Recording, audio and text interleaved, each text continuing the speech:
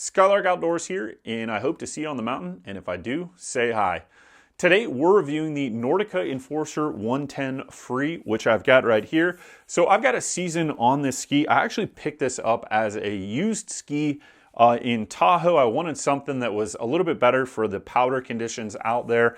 And it's a great tip if you are ever in a place with a lot of skiing, go take a look at some of the local ski shops. A lot of times you'll find people buy skis and only use them for a week or two and then trade them in or exchange them. And that was the case with these things. The bindings barely even looked like they were used, and the bases were completely fresh on these. So I took a shot at it and they gave a great deal. Now, the reason that I wanted to do this review on the Nordica Enforcer 110 is that I had read a lot of things about this ski that were conflicting after I bought it. I kind of knew what I was getting into when I bought it just by flexing the ski, taking a look at it. But I saw somebody mention this ski as playful, and it is definitely not that. What this ski is a hard charging powder and or crud ski. Powder day, this ski is amazing, has amazing flotation, and that's partially because it's so stiff. The ski has 2 layers of metal in it. You may be familiar with the Unleashed line. They have 1 layer of metal in it. This thing has 2 very stiff layers of metal in it, so it's gonna maintain its shape and keep you pretty floaty. It's got a pretty big shovel there on the front and on the rear. This is 140 by 110 by 129, so 140 is the front there, and then this is 185. But why I don't believe this is a playful ski is it is just so stiff. What this is great for is on powder snow. You can make some really nice turns on this. You're going to feel really stable on powder snow. And then where it really excels is, let's say you got a fresh snow in the morning. You get out there, you have a couple great runs, and all of a sudden it's noon and everything is starting to get tracked out. This ski is amazing in those conditions. I specifically remember a day at Mammoth where the conditions were tracked out. You get that, I wouldn't say it's Sierra cement in Mammoth as much as Tahoe, but you get that heavier, wetter snow and it's just tracked out and can be challenging. With this particular ski, it's so stiff, you just blast right through all that crud, no issues at all, and it feels stable. It is such a stable platform. Now, the disadvantage to that is because it is so stiff, it is hard to get this ski up on edge in anything but fresh powder snow.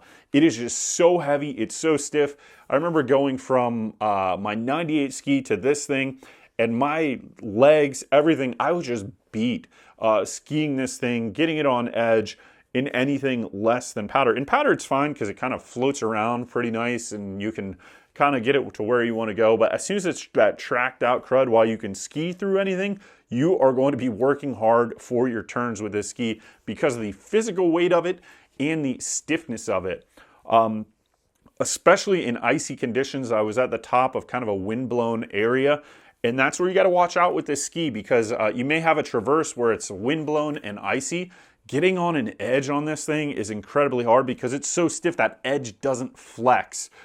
It's possible that this was detuned. It doesn't look like it was, but you can just tell that, you know, a lot of the way you get edge hold in skis is the flex of the ski when you're putting weight on it.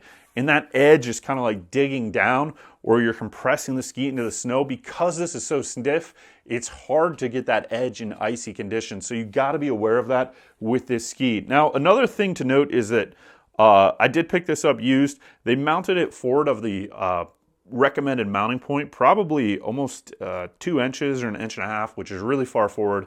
I'm thinking somebody wanted to use this as a park ski. I would not recommend this as a park ski because it is so freaking heavy and it is so wide that you're just not going to get out of it what you want to have of it. And the other maybe reason would be maybe they wanted a tree ski, something that would turn a little bit easier or have an easier and shorter turn radius up here in the front. However, this once again is so heavy that I wouldn't see this as an ideal ski for the trees. I would recommend something lighter and with more flex and more ability to turn than this. This thing is amazing on those big open bowls, fresh powder, and crud. trees, it's just so heavy. You're going to work so hard if you're in tight trees with this. So a really stiff ski, it has its use case. And if you want a stiff ski, this will do it.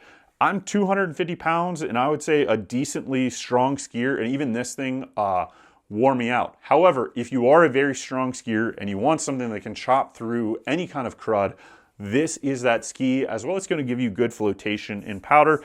It's just heavy and it's very stiff. It does have the demo bindings on it, so I can kind of offset that recommended mounting point by just shifting everything to the back a little bit. But I would probably recommend the recommended pounding point and then just gain that extra flotation from being a little bit further back on the ski. As well as that potentially would give you maybe a little bit more bend and flex in the ski, and maybe a little bit more control on the edge. But overall, it's a great ski for certain conditions. I would recommend this ski for powder days, the day after a powder day, if that snow is still on there and semi-fresh. But I would not recommend this as a ski for icy conditions at the 110.